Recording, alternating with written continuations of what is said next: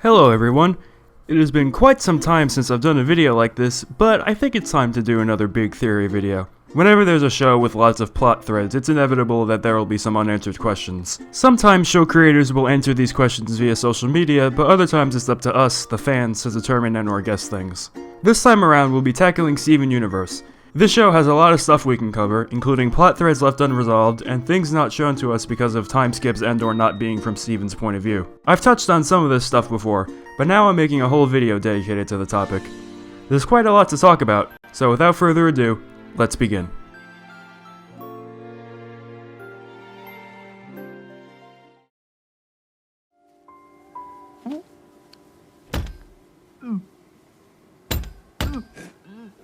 Alright, let's get this one out of the way first. For years, there's been one question on every fan's mind. What's in the box? What's in the box? Among the treasures Rose had hidden away in the pink dimension is a locked treasure chest. The only time attention is drawn to it is in line 4 when Steven tries opening it with the key to Rose's other treasure hoard, but it doesn't fit. The chest remains locked for the rest of the series, but in the movie and future, the chest is open, and presumably empty. So what was in there? Well, I think the answer is pretty simple. It's music videos and recordings from Pearl's secret rap career. I mean, she had to have gotten some uses out of that 80s jacket. But seriously, what could have been in there?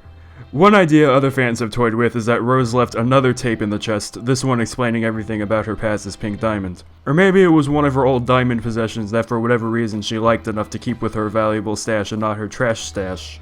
A toy she used to play with, maybe? Maybe it's a bubble gem who learned Pink's secret during the war and was disposed of. Maybe it was a little message trolling whoever would find it. Or, my personal favorite theory... Nothing!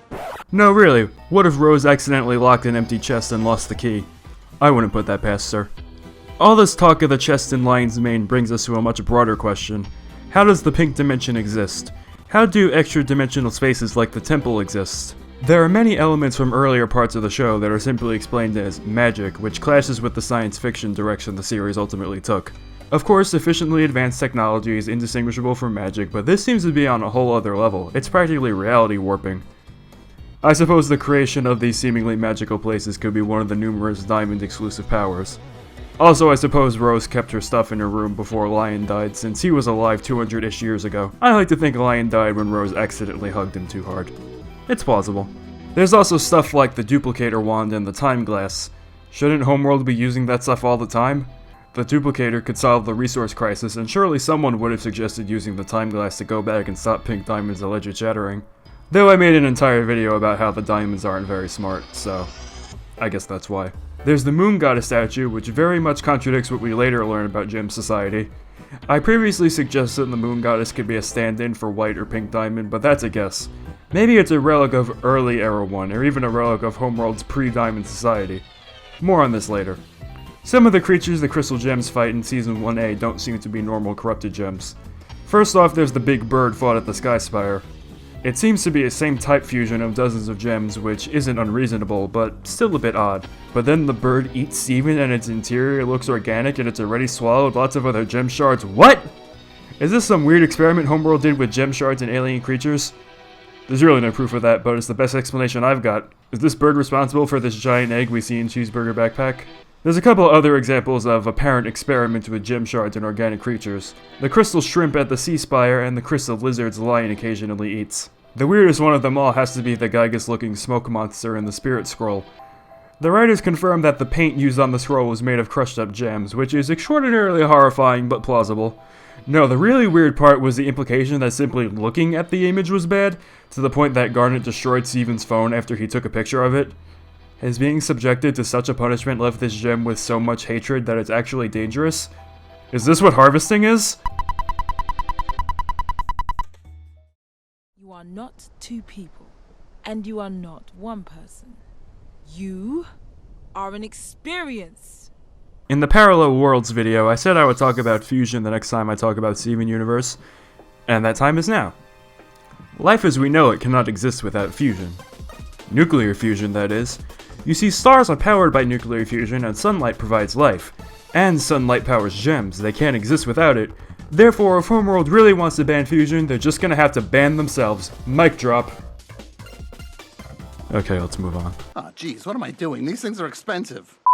The question I asked last time is, do the gemstones actually transform when gems fuse, or are they simply recolored? Are these actual garnet gems, or just a purple ruby and sapphire? Actually, mineralogically speaking, ruby and sapphire are pretty much the exact same thing, so maybe garnet wasn't the best example. Anyway, I think it's a purely cosmetic change, for no other reason than the fact that pearls are organic, thus they can't exactly become a mineral, can they? But the whole point of this video is addressing unanswered questions from the show, so if you disagree, please share your thoughts in the comments. Are there any fusion gems that correspond with individual gems? Yes. The only unambiguous example is Zebra Jasper, which is the name of the fusion of Jasper and the uncorrupted Ocean Jasper, as well as one of the recurring uncorrupted gems in Future. There are some other possible examples, but these could just be considered similar but not identical varieties. There's Obsidian, the fusion, and Snowflake Obsidian, one of the original crystal gems. We've also got the real garnets that appear in the games and are mentioned on the show, Hessonite, Pyrope, and Demantoid. However, the red garnet that our garnet appears to be is thus far unrepresented. But that doesn't mean there aren't any. Are there real smoky quartzes or malachite or fluorites, etc.? All of these fusions could have single gem counterparts. I guess that's what fan artists are for. Cross fusions will become much more common in Era 3 now that it's allowed. Why wasn't it allowed before? Well, it's demonstrated numerous times throughout the series that fusions are greater than the sum of their parts. They can become more powerful, and so the Diamonds see them as a threat. They ban fusions not because there's something inherently wrong with them, but because they don't want anyone who could potentially overthrow them. There doesn't seem to be any limit to fusion, considering Homeworld was able to forcibly fuse millions of gem shards together. So I believe this means that, theoretically, every single gem in existence could all fuse together into one giant fusion which could be larger than a galaxy. Of course, such a fusion would be the most unstable thing in existence, but it is possible. Peridot told me herself. Okay, not really, this is just a fanfic which simulates a Reddit AMA, but I got you there for a second, didn't I? How do the fusions that are partially human work?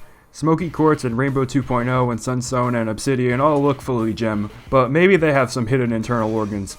They probably require food and oxygen. I'm guessing Peridot insisted on testing and documenting all of this. And the amount of this stuff presumably varies, since Smoky and Rainbow are more human than Sunstone, who's more human than Obsidian.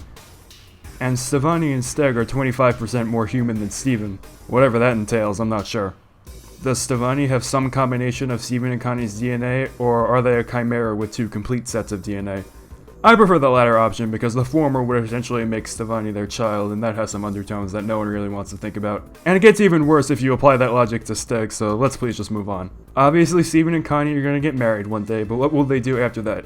I like the idea of Stevani becoming a permafusion, but I also like the idea of Steven and Connie having a kid. I mean, yeah, those ideas aren't mutually exclusive, but it feels like they should be. Lots of fans depict Steven and Connie with a daughter named Nora, which makes sense to me. It's a good way to honor what could have been. Also, what would Stevani's last name be? Maheshwaverse? Yeah, let's go with that. Are you okay?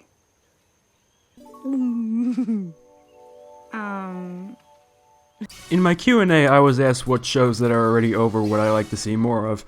One of the things I said was that I would like to see Steven Universe stuff that's not from Steven's point of view, since that was a problem the original series had, and I stand by that. There are a few moments not from Steven's point of view, but they're few and far between. There are plenty of things we don't get to see simply because Steven wasn't there. The most prominent example of this is Lars and the Off-Colors in space. We suddenly go from them hiding in the Homeworld kindergarten to being space pirates who've gotten into all sorts of escapades. It was a minor inconvenience when you stole my personal shuttle and crashed it on Upsilon 9. It was an insult when you impersonated Imperial officers during a cosmic jubilee. But to steal my Sun Incinerator is unacceptable! Wouldn't a miniseries of the Off-Colors' journey to Earth be awesome to watch? A Star Wars-esque plot featuring a group of outcasts who have banded together with the quest of freeing from the clutches of an intergalactic empire? And it would serve as a great opportunity to flesh out some of the characters. Future was originally going to have a Rhodonite origin episode, well now we can have it. The episode would have had Rhodonite discover her component gems had been rejuvenated 17 times each, and then the Off-Colors would go on a quest to recover her lost memories, possibly from her former owner Morganite. Fluorite would probably have an interesting backstory, especially with the implication that she's been adding gems to herself over time. Pat Parach's flawed future vision is generally played for laughs, but a miniseries can explore her mentality. I bet she's pretty miserable because of how useless she seemingly is. Everyone can reassure her that, no, she's not useless. She's a valuable member of the team. The Rutile twins probably had to hide instantly considering how obvious their imperfection is, so that might make another interesting backstory. Emerald was a pretty one-note villain on the show itself, especially because her planned second appearance was scrapped. But if we saw the whole off-color space adventure, then her personality could be fleshed out. You know, the diamond ships probably passed by the Sun Incinerator and the off-colors would have freaked out, and then would have been more confused when they came back on a completely different ship? That would have been awkward. Another thing we didn't get to see because Steven wasn't there for it was the progression of Lapis and Peridot's relationship. We go from them not exactly getting along, but not exactly being hostile, to them being very chummy with each other, creating meat morps and watching Camp Pining Hearts. So what happened? Well, I suppose Peridot would have given a proper apology for what happened at the end of Season 1, and maybe Lapis would have apologized for being so cold when Peridot was making an effort to be better. Maybe Peridot could help Lapis deal with her PTSD, possibly by expressing her feelings with art. And as much as she might not want to admit it, Camp Pining Hearts is probably one of her favorite things. Lapis and Peridot are the most shipped characters in Steven Universe, and I agree that they work great together and have an established relationship, but this is a queer platonic pairing and not a romantic one. Storyboard artist Maya Pearson revealed that Peridot was written as Aroace, which is shown with Peridot's refusal to fuse in log date 715-2. Also, Lapis leaving with the barn is treated like a breakup, so yeah, relationship. There's Pumpkin, who Lapis and Peridot essentially treat as their child, for better or for worse. At this moment, let's all take a moment of silence in honor of Pumpkin's unfortunate passing.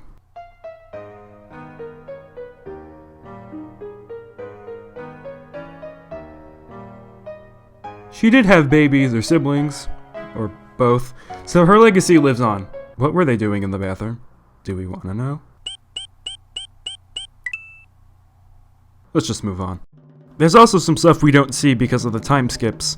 There's more than a year between Change Your Mind in the movie, and other than Unleash the Light, we see none of it. We know that Steven spent this time dismantling the Gempire, and more importantly, growing a neck. Dude, your neck!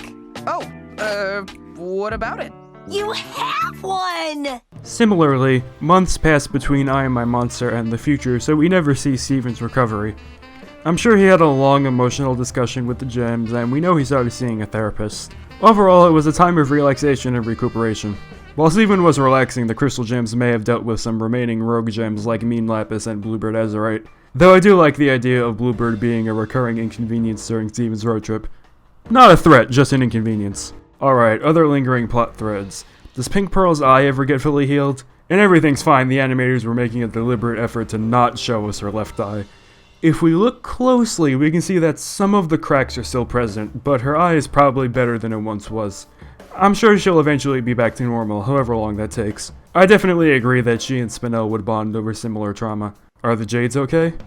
They better be, because if they're not, we start rioting. We also have to question Onion. What exactly is he? He's seemingly human, but he doesn't have ears, and he doesn't talk, and he doesn't age. Even the characters in the show are unsure if he's human. He was definitely born in the human way, so he's probably not some sort of onion person, but I guess that doesn't preclude him and Yellowtail from being part of some hitherto undocumented alien species. Nah, let's just say they have some weird mutations. That seems the most plausible. Oh, and have you ever noticed that White Diamond's court is never seen? Well, maybe they're seen here if this is supposed to be every homeworld gem, but that's it. The only gem we see who serves White Diamond directly is her Pearl, who's a pink court gem who's being directly controlled by White, not a real servant. Maybe the corrupted White Topaz was in the White Court back in the day. And that serves as a good segue to the next segment. As for me, I'm certain I don't need you. After all, I'm every color of the light. But you're a part of me, the part I always have to repress. Alright everyone, here's the end of an era art book. If you have your own copy, you can follow along at home. Let's go to page 77, which has a timeline of the events of the series. Let's look at the very beginning to see the origins of Gemkind. Huh. It's redacted. So who knows the truth about this? I think you know! Yeah, the origins of gems are intentionally kept vague by the writers. There was yet another scrapped episode which would have described the diamond's semi-mythical origins, but without that episode we'll have to guess on our own. We know the diamonds are the oldest gems, and the timeline indicates they're 20,000 years old. White came first and created the other three, and as shown in the previous clip, it's implied the other diamonds were modeled after aspects of White's personality. But how and why was White created? Well, Rebecca Sugar has described gems as solar-powered robots, hinting at an artificial origin. And because gems are powered by light, keeping Pink locked away in the dark for stars knows how long was essentially starving her. Anyway, my headcanon for White's origin is that she's similar to Pal from The Mitchells vs. the Machines. She's an intelligent assistant program who over time observed the flaws in Homeworld's original inhabitants who were probably Sneeple. I already made that joke. As alluded to previously, the Moon Goddess may have been a deity worshipped by those original Homeworlders, so her gem may have been a reference to that. She was expected to do things for the people just like they expected their deity to do things for them. Seeing this, among many other flaws, as inefficient, she got rid of her masters and reformed Homeworld in her image, beginning Era 1. Well, the planet probably had a more proper name before that. She got to work creating 3 similar beings to her, and then countless lesser gems who were all made with a specific purpose to serve the Empire. And when Homeworld ran out of room to make more gems, they expanded outward. But why? What purpose does the Gem Empire serve? None. The Gem Empire is a self-licking ice cream cone. What's that? Well, in simple terms, it's something that only exists for the sake of existing. Homeworld makes more gems to expand the Empire, and these gems expand the Empire to make more gems. It's a never-ending cycle that goes nowhere. What's the ultimate goal? Colonize the entire universe? Then what? There's nothing more you can do than exist. And this is because they're robots. Most loyal Homeworld gems are essentially mindless, following their programming to the best of their ability. Even the diamonds in the original series, while more emotional than a typical Homeworld grunt, are still just following the standards programmed into them. White's perfectionist ideology was simply an extension of her original programming from her organic creators. It's the crystal gems and off-colors who break away from their assigned roles, who break away from the caste system, that are truly alive. And it is the mission of the crystal gems to bring other gems to life. This is demonstrated perfectly with Peridot. When she's introduced, she's very cold and methodical, never questioning her orders. As the series goes on, she slowly but surely learns more about Earth, realizes life is worth protecting, and becomes the quirky Dorito we all know and love. During Era 3, more and more lifeless puppets are transformed into living creatures. And that's the magic of Steven Universe. I guess I had it set to real boy ending.